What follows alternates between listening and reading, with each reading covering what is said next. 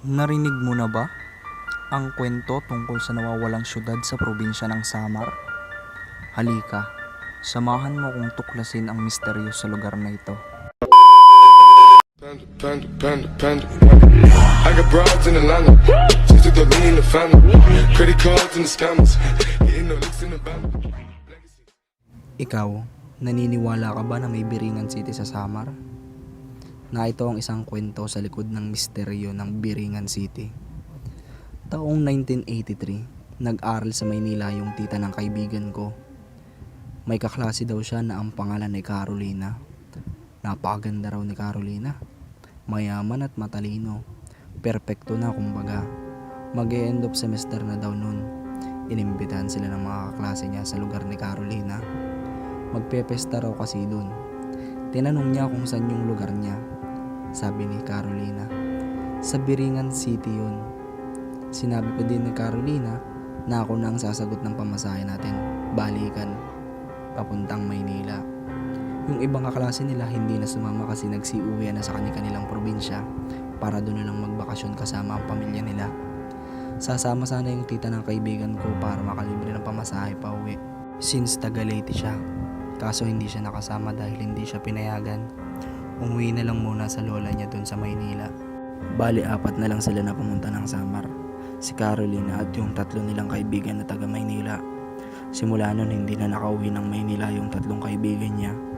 Hindi na raw ito nakakita pa. Hinanap nila dun sa Samar yung 3 kaibigan nila kasama yung mga pamilya niya. Hinanap nila pero hindi talaga nila nahanap kasi nalaman nilang wala namang pala talagang Biringan City sa Samar. Makalipas ang ilang taon, napanaginipan ng kapatid ng isang nawawala.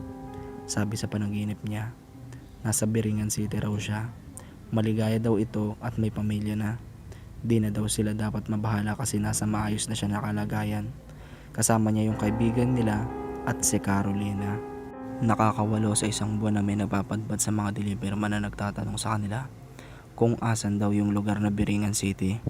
Kasi raw may nag-order sa kanila mga furniture, auto, sako-sakong semento at marami pa na galing sa ibang bansa. Yung iba naman galing Maynila o Cebu. Nasa headline din ito noong 1980s na ang Pinas ay one of the richest country because of the enchanted lady called Carolina. Ilang buwan na naman ang nakalipas, yung isang kasamahan nila na nawawala ay nagpadala ng sulat sa pamilya niya. Ganun din daw na maligaya na siya. Malaki daw ang Biringan City, masaya raw dito. Maganda raw ang mga tao dito, may mga anak na daw siya at nakapangasawa daw siya ng isa sa pinakamayaman na engkanto doon. Simula nun, mas lumakas pa yung mga kwento-kwento about sa Lost City. Ang kwento ng Biringan ay ilan lamang sa mga kwento ng kababalagan na puno ng misteryo. Para sa mga waray, walang masama kung magbibigay ng respeto sa paniniwala sa mundong nakikita at hindi natin nakikita. Ikaw, may nalalaman ka ba tungkol sa misteryo ng Biringan City? Share mo naman sa amin para malaman ng lahat.